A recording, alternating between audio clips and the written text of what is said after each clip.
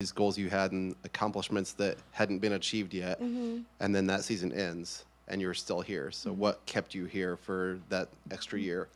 A lot of it was just the team that I'm with, the coaching staff.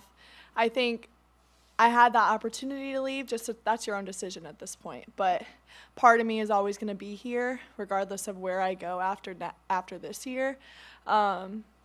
I just think we had a really good group coming in and a really good group coming back. I wanted to take advantage of the time that I had at this university, especially the program we've developed.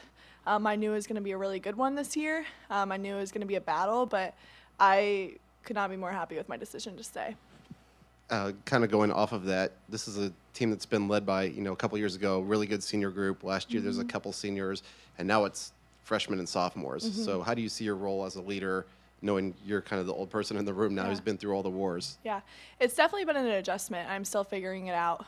Dave's helped me a lot with that. It's been uncomfortable for me. I think I want to let those people lead too, but also I've been here for 4.5 years, so trying to find that balance where you still teach them, but you still have high expectations for them. And luckily, they're willing to learn that leadership role. So I think it's been collectively a really good group effort of how we're able to lead this team, and I think it's been showing.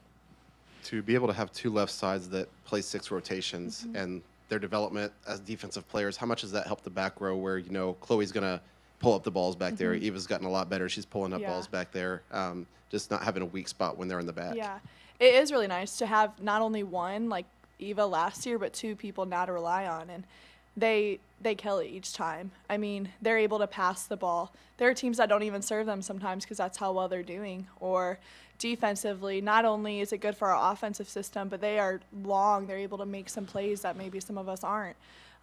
They've just been a huge addition to that backcourt.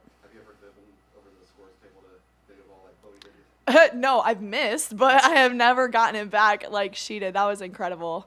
So, yeah. Looking at your non-conference schedule, how do you think that's prepared you for this coming week as you start to face some Big Ten teams? Yeah, it's obviously been a challenge. Didn't come out undefeated, and honestly, we didn't expect ourselves to. We knew each game in this non-conference would set us up for success. So, we've put ourselves in a lot of pressured situations, as you know. It's been a lot of 5-setters, a lot of back-to-back. I think that with us being in that role, I feel at least a little bit better going into Big Ten compared to last year. We had a few good conference game or non-conference games last year, but I think these teams that we have played have exploited our weaknesses, but also have shown what we're able to do. So I'm really excited to see kind of how we build off of that this next weekend. And then kind of like you just said, starting off losing 2 of your first 3, but then bouncing back and going on a little bit of a win streak. What do you think maybe clicked after those first 2 losses that allowed you to kind of go on that run? We basically just said we're not good yet. Like, honestly, after that next Monday, we're like, we have a lot to work on. We're like, the loss sucked. It did. But I think we looked at it as it was an opportunity for us to see what we needed to work on in that moment. I think that next week we prepared very heavily, not for the opponent, but on ourselves. And I think each week we've determined that. Although we took the loss to USC, I still think we had a lot of strong things that came out of that match. And then last one for me, I know you've already faced tons of ranked teams and really competitive teams, but anything specific you're telling, maybe these younger players like Chloe, for example, what to expect from Big Ten teams, or are you kind of just going to let them, see how it goes this week?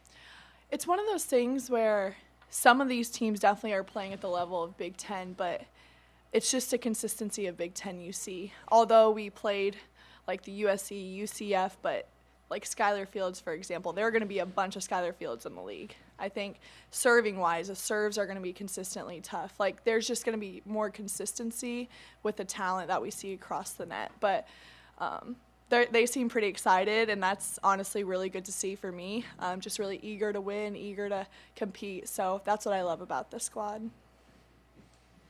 As you look back on your 4.5 years, how have you grown as a player and a person since you've been here?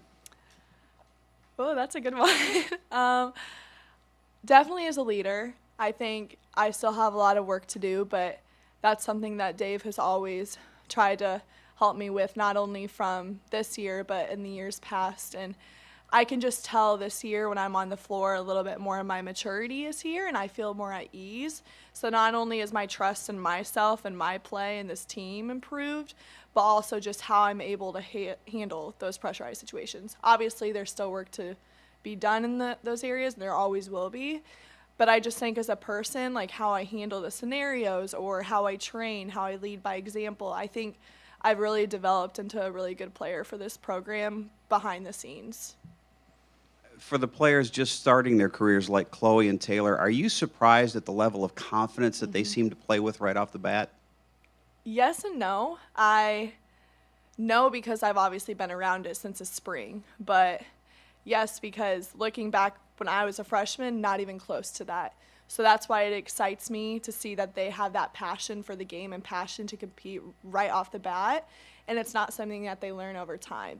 They step on the floor, they get one job done, and that's their goal. And I really admire it. They've been awesome. I'll let you give an early senior speech. What do you want people to remember Maddie Schermerhorn for in her time here at Purdue?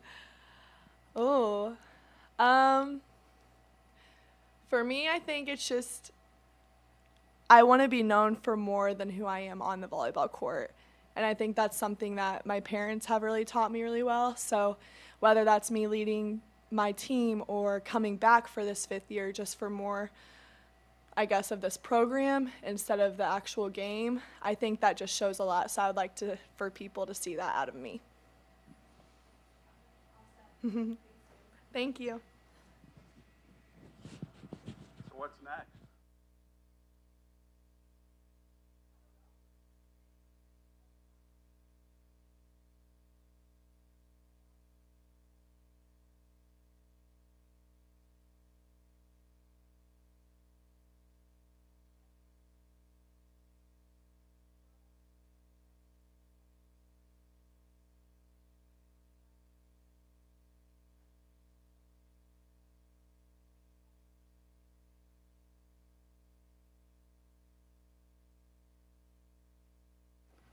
Snake population hasn't increased at Lake Purdue. I haven't seen another one. I have not seen another one since Thursday.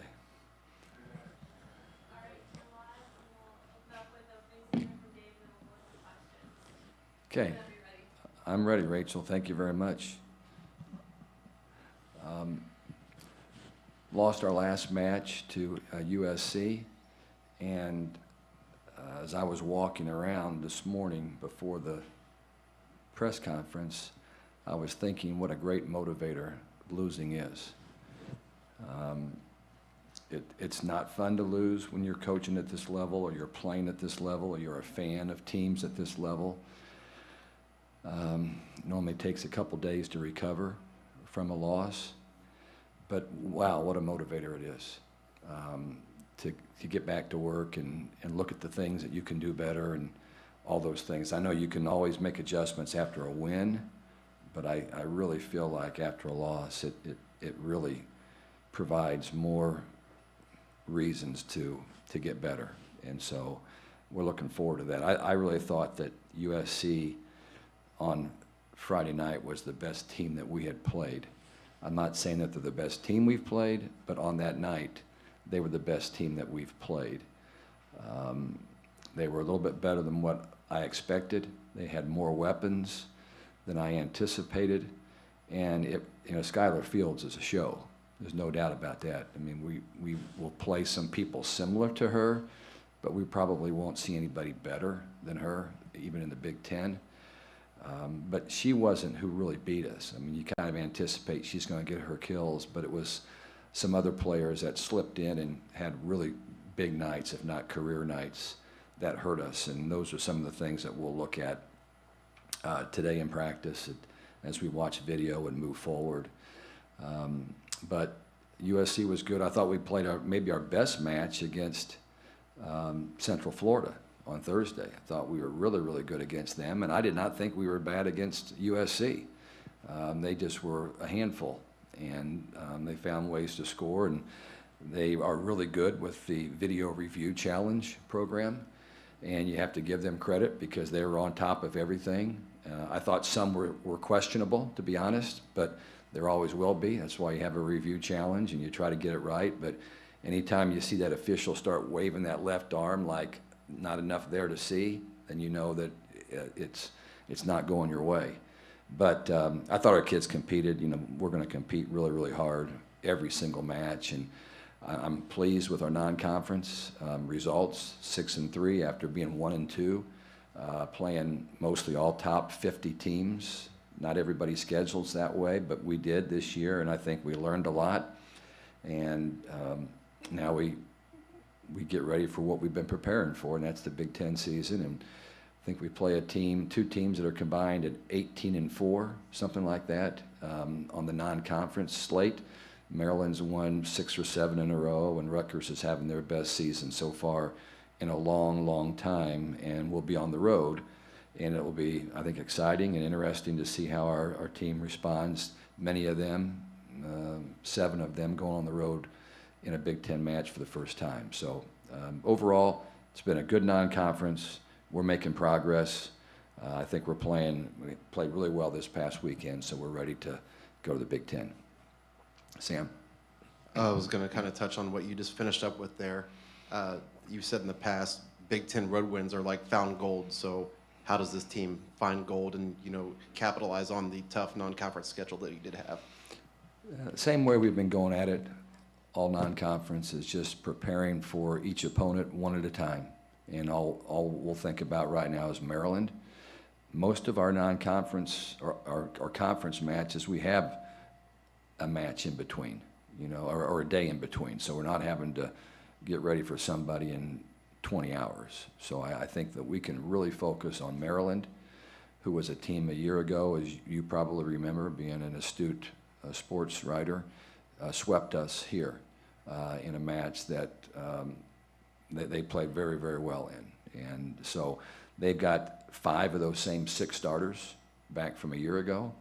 And so I know that they're going to be tough to handle in their gym. Their gym is about 2/3 the size as ours. And when they have a large crowd, which I think that they will for their Big Ten opener, after, you know, winning 6 in a row, it'll be a difficult place to play, but that's everywhere in the Big Ten. Do you remember the conversation you had with Maddie Schermerhorn when she said, like, you know, let's run this back and do it one more time? Well, it was kind of an ongoing discussion that we had. You know, Maddie is not somebody who has been on scholarship every year. And, you know, we did not have one for her this year with, you know, a large freshman class. We just didn't have anything laying around. But she's worked really hard with the opportunities that the NIL has presented to kind of make some of the money that she needs to have to be able to survive and live in another year here. But I just told her, I said, you know, she's very valuable. We're so young that having a veteran player come back that is as talented and such a great teammate and solid leader like her was going to be really, really important. And she always wanted to come back. It was just the logistics of whether she could make it work. But she found a way to do that, and she's doing everything that we hoped that she would do. I think you said a couple weeks ago she's kind of figuring out who she is. What did you mean by that?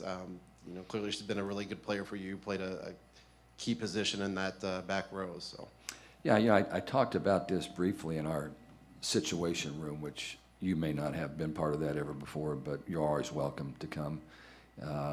It's when I meet with our season ticket holders before the match on the second night each week, and I explained to them that people think it's easy for somebody to come back their 5th year. But you're coming back, and this was one of the things that she was reluctant to do, was why was because she's taking somebody's spot. You know, somebody was counting on being a libero. Maybe 2 or 3 people were hoping to be the libero, okay? So I'm not trying to specify on that, but you're going back and taking that away. I mean, remember when Jenna Otek stayed for her 5th year. Well, there were a couple people thought it was going to be their time. And so there's some conflict there, team conflict that you have to deal with. And she didn't want to be the center of that. She's just a really, really good person that's very kind and considerate. And we've had people not stay for that exact same reason, okay, before. So we recruit a different breed of cat at Purdue. You know, we don't recruit a lot of self-centered people. And so, you know, Maddie's, when I talk about her getting settled in, there's some time that you have to just show who you are, and everybody has to kind of grasp the understanding that, okay, we're doing what's best for the team, and if she's the best person to play libero, that's what she'll do. If it's somebody else, we'll play them. But I think everything right now is in really, really good shape. I think with this team, the cohesion is outstanding, and we're ready to move forward. When you said in your opening statement, losing kind of can serve as a motivator ahead of Big Ten play, when you guys are winning these non-conference games, maybe some mistakes are hidden a little bit by that win. What do you think you learned from this USC game? Again, we played pretty well, but what I've looked at on tape a lot over the last 3 days is our backcourt defense is not as disciplined as it needs to be. And we're playing some people back there that have played a lot. Of course, with Eva and Chloe, they're a little bit green back there, but there's a common understanding when you play defense that as the person is preparing to attack the ball and their hand is about to contact the ball, everybody in the backcourt should be stopped and set.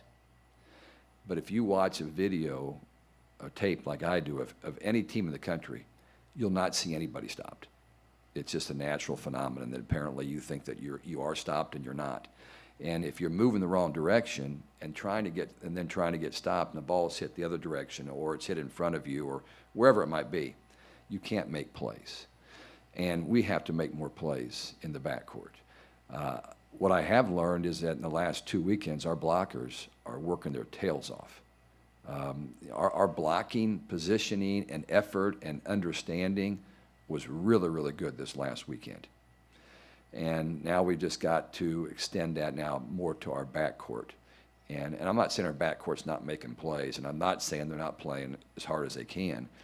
They just have to grasp this concept that I've got to do something as simple as not be moving all over the place.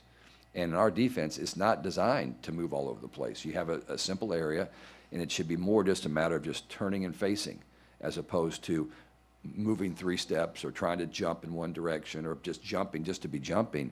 I mean, a lot of people are taught sometimes you need to make a jump stop before you dig a ball, but not here. They didn't learn that here.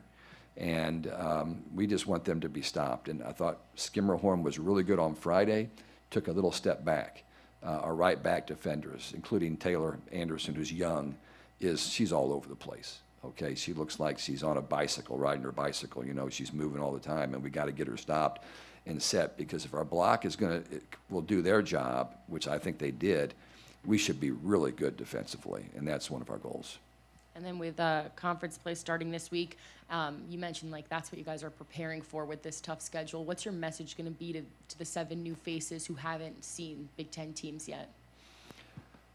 That it's going to be just about what they've been seeing. I mean, I don't think there's anything drastic, any changes of any kind.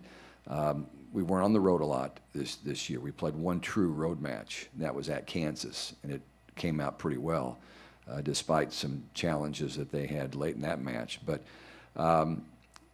it's volleyball, and there's going to be good players, and they're there to beat you. So you have to show up and be prepared to play and be calm and just get better every day. But I do think that our mantra really is one match at a time.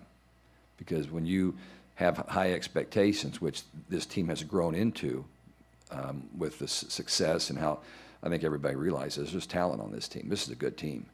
But if you're not careful, you start thinking beyond what is on Friday. And what's on Friday is Maryland. And we have a lot of work to do to prepare. We'll look at tape today for probably 45 minutes before we get in the gym, because there's some things I think that we can utilize to help us get better. Yeah. Can you talk about the evolution of Lourdes Myers? You've hit on that in the last couple of weeks, but Yeah. Where has she made the biggest improvements? Do you bring that microphone with you? Yes, I carry it everywhere, That's Dave. nice. That's nice. I was watching tape all morning, and nobody right now on our team is working harder than Lourdes Myers.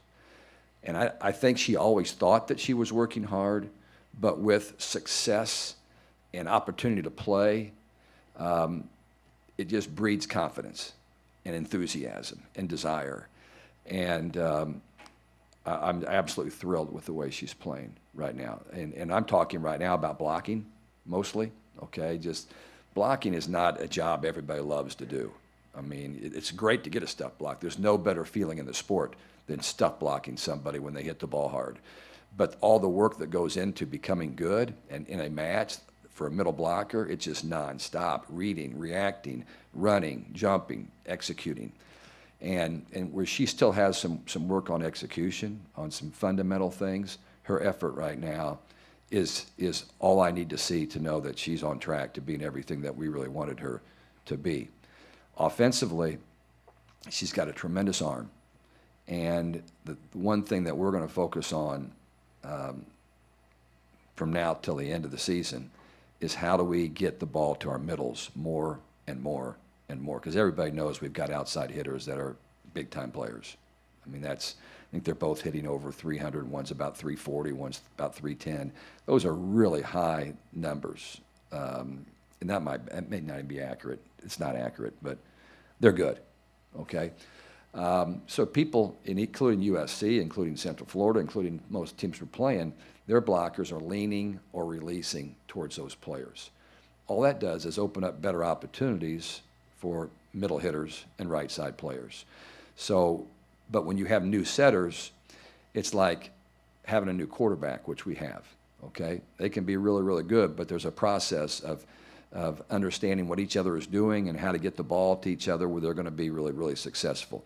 But back to the question, Lourdes Myers is one of the reasons why we're going to have a great year, because not just her development as a player, but her effort and attitude is just grown in a positive way, really in the last 3-4 weeks.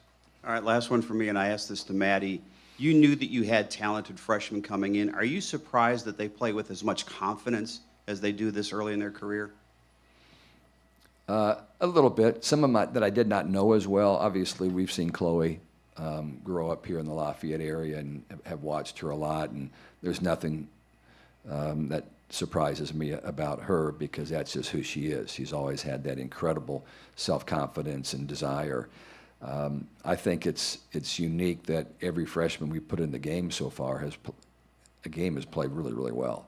Taylor Anderson, I did not expect her to be able to run the show the way she has. Now she's got a lot of room for growth, and that's one of the exciting things is that, how much progress can she make to hang on to that starting position and lead this team and make all the different sets and get better defensively. What she does really well for a setter, she sets the outside ball really well. She digs well when she's set, but she's got these long arms and she can touch a lot of balls. Length is a beautiful thing in the sport. It really is. Ask Randy Moss, what length means in football. It's a similar thing in our sport. And then also she serves the ball really well. And now we just got to get her to have this attitude that she's going to be the best in the country. That's her goal. She has to be the best in the country. And that she's got to be more assertive and more vocal and just get better every day. She needs to come in the gym as often as she can, with us or without us, to get where we need her to be. I think the two right side players that have been doing a great job, Kendall Woolard started the first match of the season, never saw the floor until this past week, the match against USC, and she came in 10 seconds, she stuff blocks a ball. And I think she went maybe 3 for 5 offensively, just did a really nice job. And she's very calm, but she's grown. Even though she's not playing, she's gaining confidence, she's getting better. And Grace Heaney's been very good. Did not have a great match offensively against USC, but she was matched up against Skylar Fields, who's a really good blocker. So that made things a little bit tougher for her. But I wouldn't say I'm surprised. I am pleased that these players believe that they can play at this level and they get better every day. Yeah. Thank you. Okay. Thanks, guys. Appreciate it.